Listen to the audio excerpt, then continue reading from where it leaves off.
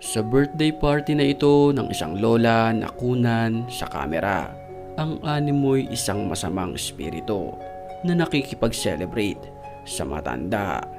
Mapapansin sa video na tila dumaan ito ng napakabilis sa likuran ng matandang ito.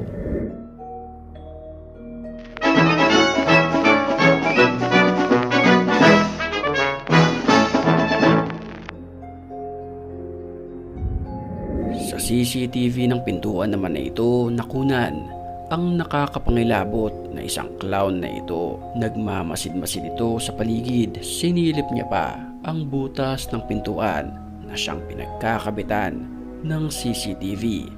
Maya-maya lamang ay umalis na rin ito matapos hindi mabuksan ang pintuan.